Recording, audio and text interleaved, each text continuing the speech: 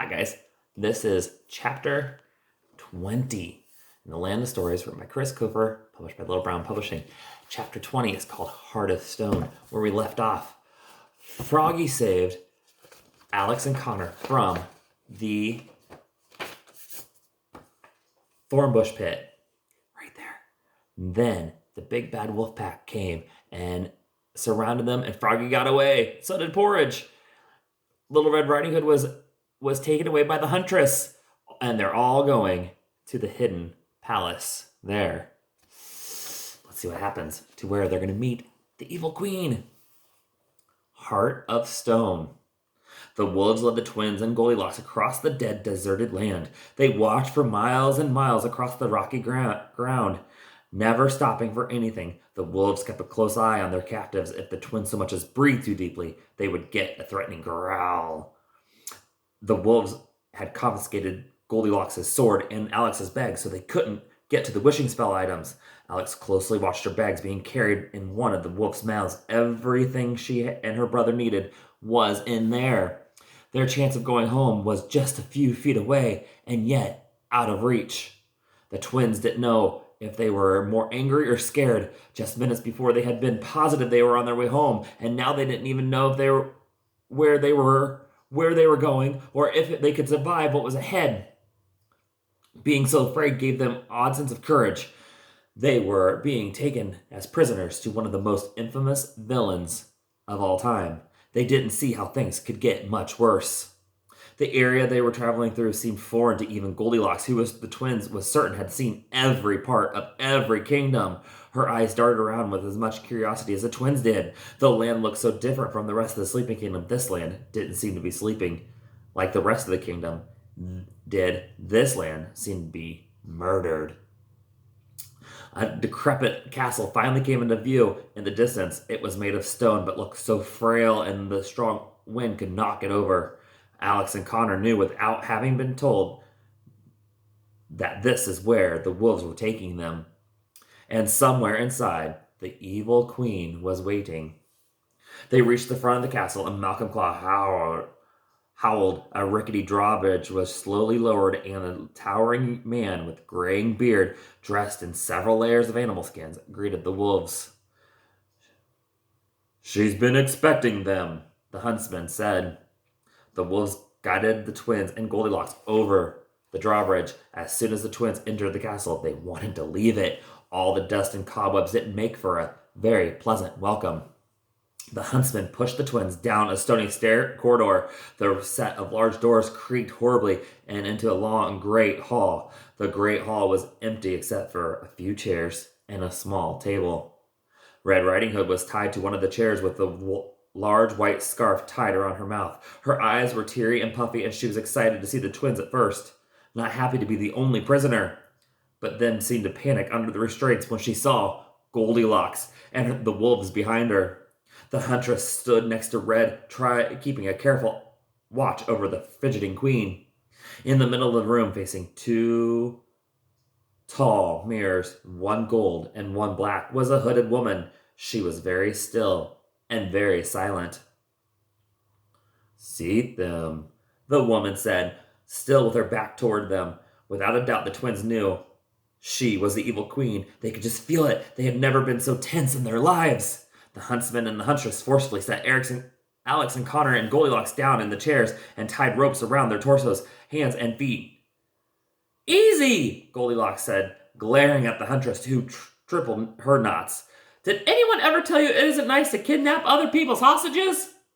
Red let out a high-pitched cry and mumbled something along the lines of, "This is so unfair!" The twins now understood why she had a handkerchief in her mouth in the first place. We brought you the twins as a bonus, Your Majesty." Malcolm Claw lowered his head in a scornful, mocking bow, and then the heavy tension was between the two. "Did anyone escape?" "Just an overgrown frog and a horse," Malcolm Claw growled. "Then we don't have much time," she said. Put the items on the table. The huntsman seized Alex's bag from the wolf, carrying it and placed it on the table next to the twins. The evil queen and her had her own collection of wishing spell items on display: a lock of golden hair, a chunk of Red Riding Hood basket, the other glass slipper. "A deal's a deal," Malcolm Claw said. "We've brought you the twins, now give us Red Riding Hood." Red Riding Hood whimpered and said something on the lines of, "Why is this happening to me?" through the handkerchief. You will have her when I'm finished with the children." The evil queen said, "Now wait outside." "This was not part of the bargain," Malcolm Claw bellowed, and his pack snarled behind him.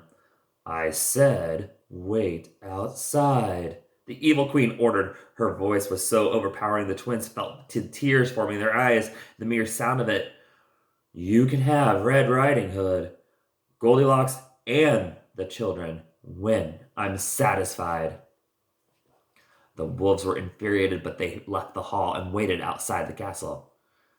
"Empty the bag," or the evil queen ordered. The huntsman did as he was told. He pulled out the items the twins had collected one by one and placed them on the table surface. A lock of golden hair, the glass slipper, the chunk of basket, the stone crown, the vial containing the fairy tear, the spindle, the jewels, the knife.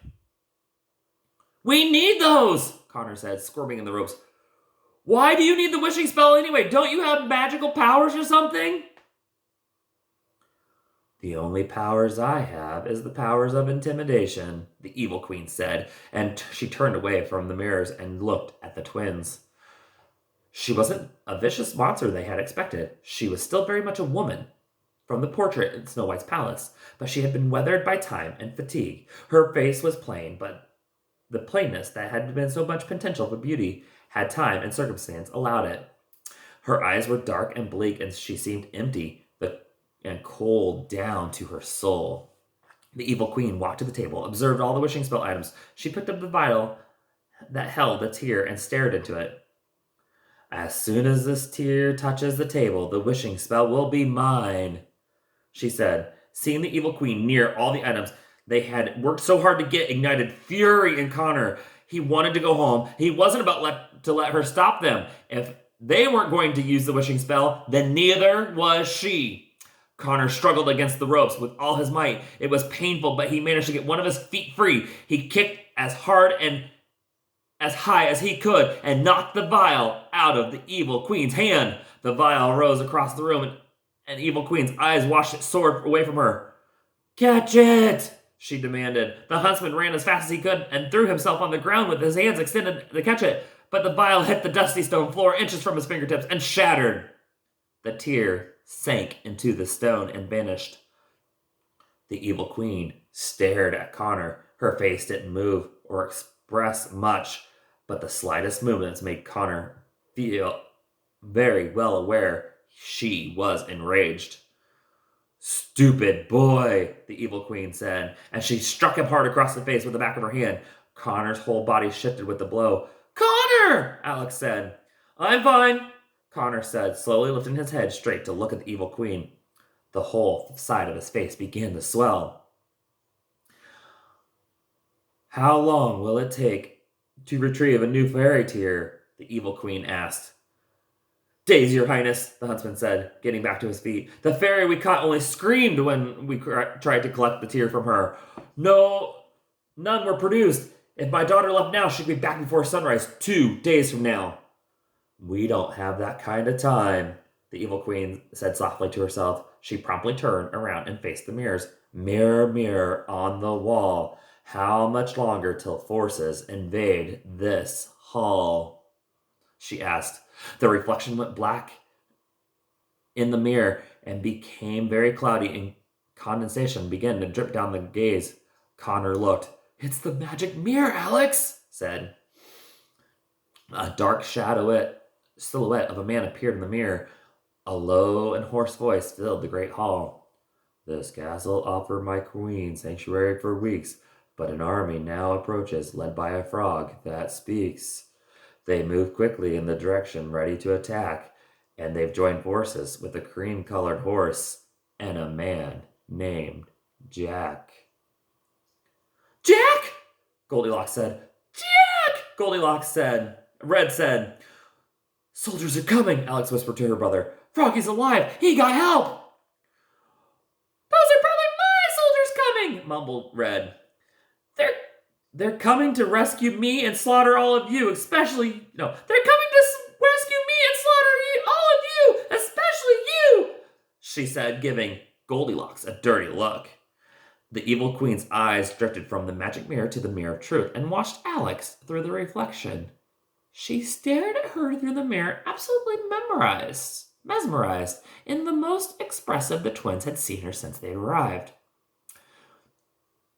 What should we do, Your Majesty? The huntsman asked. The evil queen ignored him. Her attention was fixated on Alex. Why is she looking at you like that? Connor asked. I don't know, Alex said with a trembling jaw. Everyone knew the evil queen had never cared too much for young girls, and Alex was afraid that she would be the next victim. Offered a poisoned apple. Your Highness, what are your orders? The huntsman pleaded. If soldiers are coming, we must leave. No, the evil queen said. I'll be finished before they arrive. Now I wish to be alone with the children. Take the others to the dungeon. The huntsman was hesitant, but he and the huntress partially untied Red and Goldilocks and shoved them toward the door. Watch it, Gramps, Goldilocks said. Do we get our own cells? Red murmured. You can't put me in the cell with her. You might as well get me to the wolves. The door slammed behind them. The twins were left alone with the evil queen. Alex, Connor whispered to his sister, I don't want to sound cheesy, but no matter what happens, I just wanted to say I love you, and you're the best sister I could ever have, and these last several days I've been the most extraordinary in my entire life. Don't do that, Connor, Alex said, holding back tears with all of her strength. You're saying goodbye. Don't say goodbye. We're going to be okay. Soldiers are on their way. They'll save us. They don't. She didn't know which one of them she was convincing. They'll save us. Unfortunately for you, no one can save you now, the evil queen said. So you're going to kill us then? Alex said. The evil queen was silent. She didn't move a single muscle. Why are you going to do this to us? Why are you so evil? Ah, the evil queen said. The age-old question, what makes one become who they are? Let me ask you this, children. What makes you not evil? The twins didn't understand the question. They were sure she was playing a mental game with them, but they answered with pride and honesty. We were raised right, Alex said. We had two wonderful parents who taught us how to be good people and believe good things happen to those who are good at heart. So you were environmentally influenced into being good people. That's precious, the evil queen said. You said you had two parents. What happened to them? It made the twins sick to hear her asking something so near and dear to them. Our dad died, Connor said. Not that it's any of your business. Was he a good person? Was he good at heart? The evil queen said. He was the best, Connor said. I see, the evil queen said. Then he was wrong, wasn't he? Surely a good person would never have had such a tragedy happen to him. He must have taught you a lie. What are you getting at, lady? Connor asked. I had parents once too. They taught me a similar lie, the evil queen said. The twins glanced down at each other after hearing this, and the queen saw the surprise in their eyes. Shocking, isn't it, to know that someone like me, had parents, had a life, and had loved once, the evil queen said, becoming lost in her own thoughts. So if you had decent parents, then who screwed you up? Connor asked. Or were you just born miserable? The evil queens fell to the floor. Much like you two, I was environmentally influenced into being who I am today. She turned her back to the twins and faced her mirrors. I'm going to tell you a story, children. A story that has rarely been told, the evil queen said. I doubt there's a story that we don't know, Alex said. You don't know this story, she said. It's mine. Alex and Connor looked at each other nervously. Did they want to hear this story? Once upon a time, there was an enchantress, the evil queen began.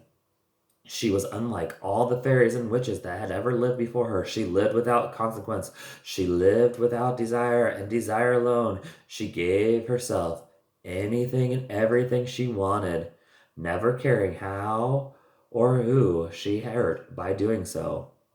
Many years before I was born, the enchantress decided that she wanted the world and sought it one kingdom at a time.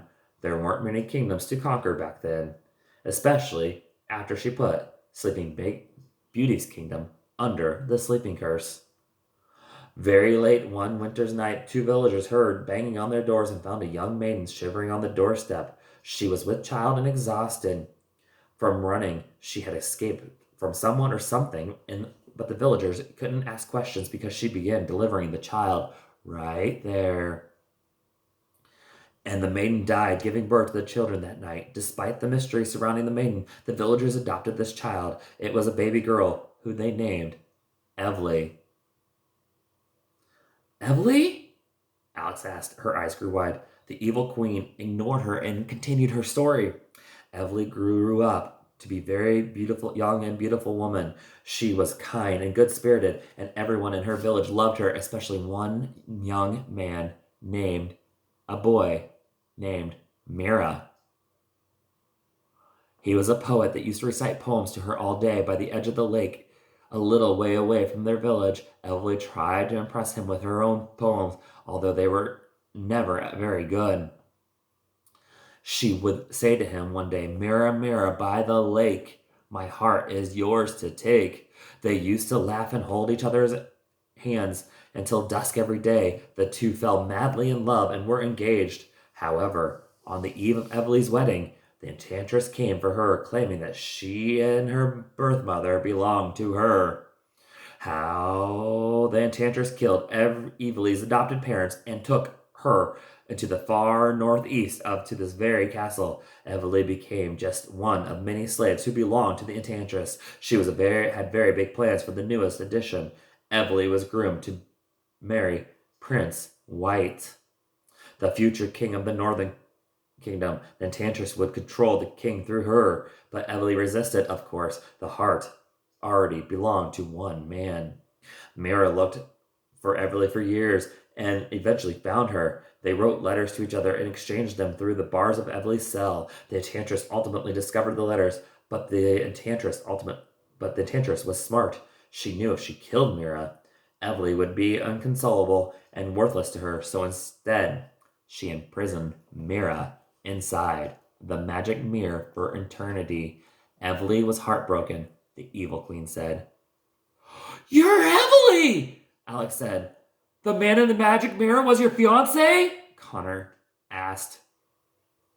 "Yes," the evil queen said. "I became the evil queen of the Northern Kingdom. It has a nice ring to it, doesn't it?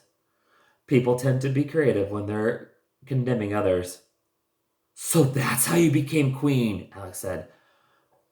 "Not exactly," the evil queen said, glaring at her. "From the moment Mira was trapped inside the mirror, I refused to continue with the enchantress plan. I still pretended to go along with it, gaining her trust and becoming her protege of sorts. She kept a room full of potions in the castle. I spent hours of every day in that room, immersing myself with substances, learning everything about them.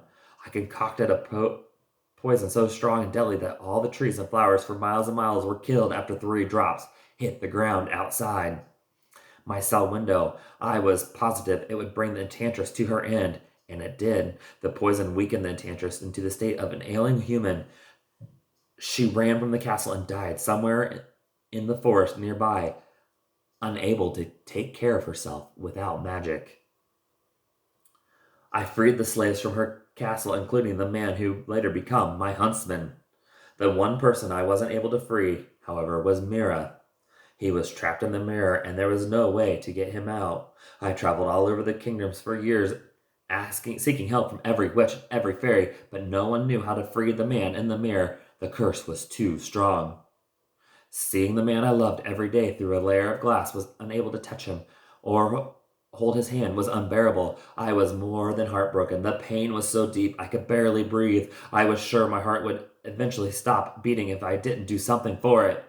I found an old witch named Hagatha deep in the dwarf forest and begged her to help me. She, like everyone else before her, could do nothing about the mirror. She treated my heartbreak. She cut my heart out of my chest and turned it into stone.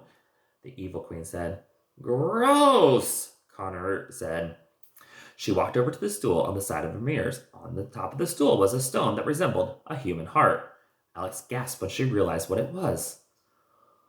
Only when I touch it do I feel any heartbreak, pain, or emotion whatsoever, the evil queen said. She picked up the stone and held it tightly in her hand. The evil queen's reflection changed in the mirror truth. As she held the stone, she saw Evilly's reflection instead. The young, beautiful maiden the evil queen had once been.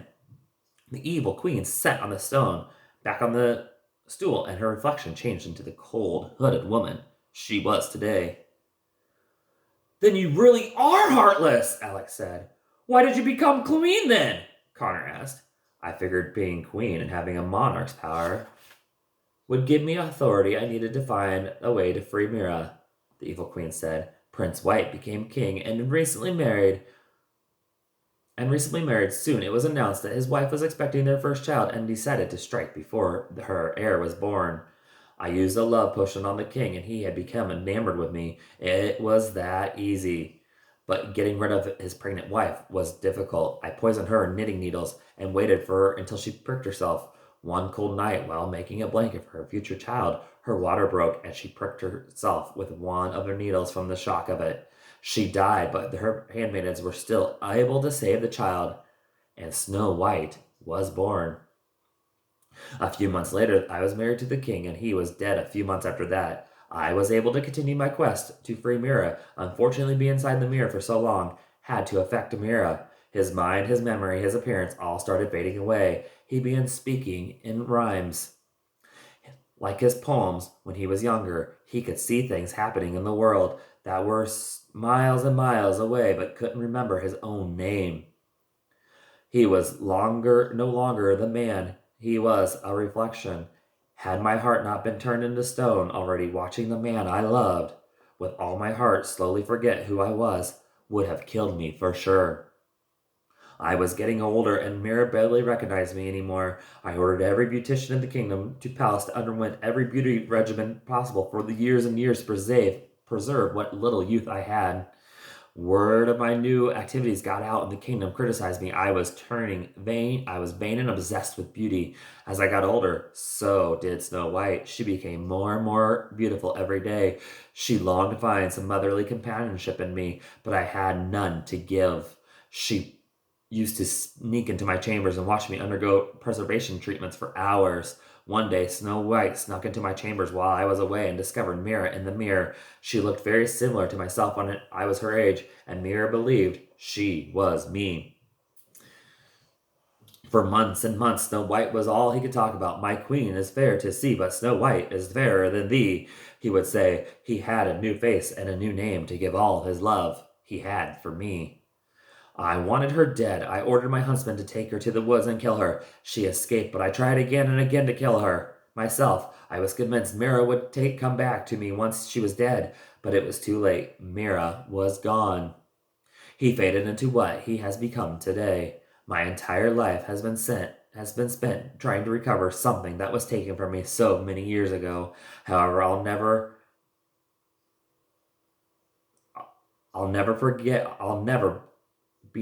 I'll forever be known as the vain queen who tried to kill the poor, innocent, and helpless Princess Snow White. And nothing more, the evil queen said, but who wouldn't have gone to the ends of the earth to be reunited with the person they loved more than life itself? Who wouldn't have ripped out their own heart to stop it from any kind of pain? Alex couldn't stop the tears from rolling down her face. There were so many times after the loss of their dad when she wished that all the pain would go away. She wished she could turn her own heart into stone if she had the option. She couldn't help but see herself in the evil queen, and it was very unsettling. I've done many terrible things in my time, but many terrible things have been done to me over time, the evil queen said, and as far as I'm concerned, the world and I are even. But it wasn't you, Alex said. You weren't thinking clearly. If you had your heart, you wouldn't have done all those horrible things to all those people. You're still evilly. Think about how different people could feel about you if they just knew this, Connor said. The world will always choose convenience over reality, the evil queen said. It's easier to hate, to blame, and to fear than it is to understand. No one wants the truth. They want to be entertained.